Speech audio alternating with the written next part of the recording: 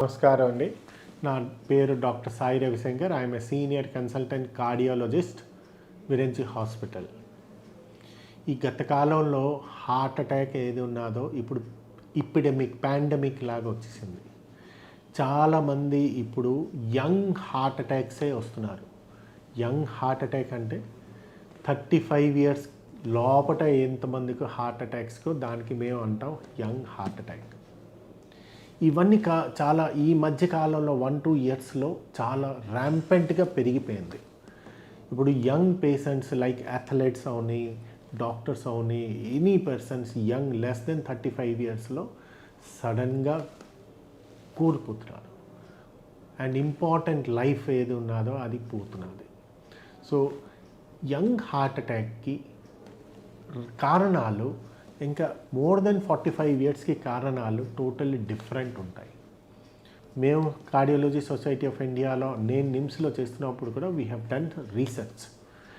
దీంట్లో మాకు తెలిసింది ఏంటంటే యంగ్ హార్ట్ అటాక్స్కి కారణాలు కొన్ని వేరే ఉంటాయి.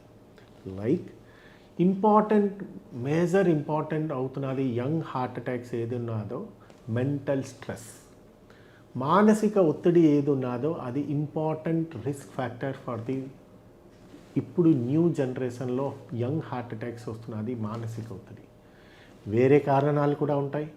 లైక్ డైట్, జంక్ ఫుడ్స్ ఎక్కువ తింటుంటారు, దానికి స్మోకింగ్, ల్యాక్ ఆఫ్ ఎక్సర్సైజ్, ప్రాపర్గా అస్సలు ఎక్సర్సైజ్ చేయరు, చాలా స్క్రీన్ టైమింగ్ 7 to 8 hours ఉంటాయి. దీని కాకుండా కూడా ప్రాపర్గా నిద్ర ఉండదు, పొల్యూషన్ లెవెల్ ఎక్కువైంది, నిద్ర ఉండదు, and BP, sugar, cholesterol or genetic factors ఇవన్నీ కొన్ని ఉంటాయి. సో ఇప్పుడు మేము మెయిన్లీ దృష్టి పెట్టింది ఏంటంటే మానసిక ఒత్తిడి. ఏదైనా మీకు బీపీ ఉన్నది అంటే బీపీ చెక్ చేసుకొని మేము చెప్పొచ్చు మీకు 200/100 ఉన్నది. షుగర్ ఉన్నది అంటే ఒక షుగర్ టెస్ట్ చేయించుకొని చెప్పొచ్చు మీకు 250 షుగర్ ఉన్నది. మానసిక ఒత్తిడి ఏది ఉన్నదో, స్ట్రెస్ లెవెల్ ఏది ఉన్నదో అది మీరు డాక్టర్కి క్లియర్గా చెప్పపోతే డాక్టర్కి కూడా అర్థం అవ్వదు, దానికి ట్రీట్మెంట్ కూడా ఉండదు. సో మానసిక ఒత్తిడికి ఎంత దాకా మీరు తగ్గించుకోగలరో మీరు హార్ట్కి మీరు కాపాడుకోగలరు. మానసిక ఒత్తిడి గురించి ఏంటి పెద్ద ఇష్యూ అవుతుంది అని మీరు అనుకుంటారు, కానీ సైంటిఫిక్లీ ప్రూవ్డ్ దాట్ ఒక పర్సన్ స్ట్రెస్ లెవెల్ ఎక్కువ ఉన్నది అంటే కార్టిసాల్ లెవెల్, అడ్రినలిన్ లెవెల్ ఇవన్నీ బాడీలో పెరుగుతాయి. These are the hormones. ఒక పర్సన్కి స్ట్రెస్ లెవెల్లో హార్మోన్స్. దీనివల్ల పేషెంట్కి బీపీ పెరుగుతుంది, షుగర్ పెరుగుతుంది, కొలెస్ట్రాల్ పెరుగుతుంది, అండ్ ఎండోథెలియల్ డిస్ఫంక్షన్ అంటే హార్ట్లో కొరోనరీ ఆర్టరీస్ ఏది ఉంటుందో దాని బ్లడ్ సప్లై ఆ ఇన్నర్ లైనింగ్ అంతా డ్యామేజ్ అయిపోతుంది. దానివల్ల కొలెస్ట్రాల్ డిపాజిట్ అయ్యి హార్ట్ అటాక్, బ్రెయిన్ స్ట్రోక్ ఇవన్నీ రావచ్చు. సో ఓన్లీ మెంటల్ స్ట్రెస్ వల్ల BP, sugar, cholesterol or heart or brain అన్నీ కూడా చాలా ప్రాబ్లమ్స్ వస్తాయి. So number 1. నెంబర్ 2, ఇవన్నీ మానసిక ఒత్తిడి వల్ల మీరు కంట్రోల్ చేయాలి అంటే ఏం చేయవచ్చు? సార్ మాకు చాలా ఎక్కువగా మానసిక ప్రాబ్లం ఉన్నది, స్ట్రెస్, అది ఎక్కడ తగ్గలేరు. అన్నిటికీ సొల్యూషన్స్ ఉన్నాయి. Every problem is having a solution. So solution ఏంటి? ఫస్ట్ మీకు మెంటల్ స్ట్రెస్ ఎక్కడ ఉన్నదో find out the root cause.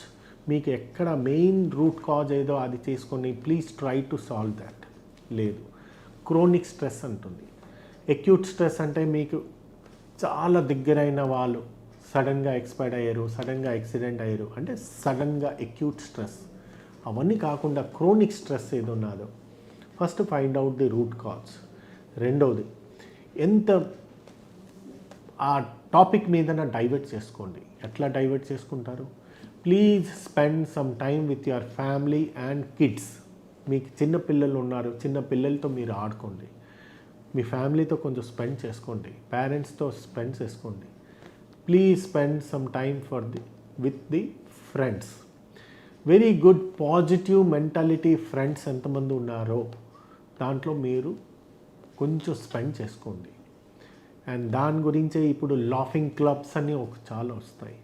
ఇవన్నీ లాఫింగ్ క్లబ్స్ వల్ల ఏంటంటే మీకు స్ట్రెస్ లెవెల్ ఏది ఉంటుందో అది తగ్గుతుంది. అండ్ ఈ రెండు కాకుండా థర్డ్ అవుతున్నది సాఫ్ట్ మ్యూజిక్ వినండి.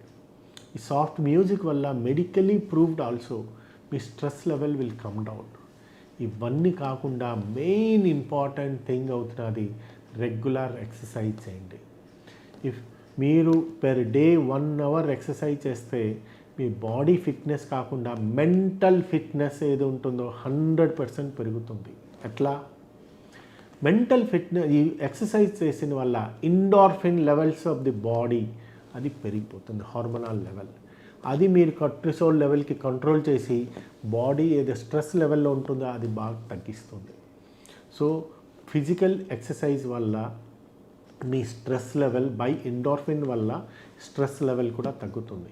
ఇవన్నీ కాకుండా కూడా మీకు టైం ఉంటే యోగా ప్రాణాయామ చేసుకుంటే డెఫినెట్లీ మీ స్ట్రెస్ లెవెల్ తగ్గుతుంది.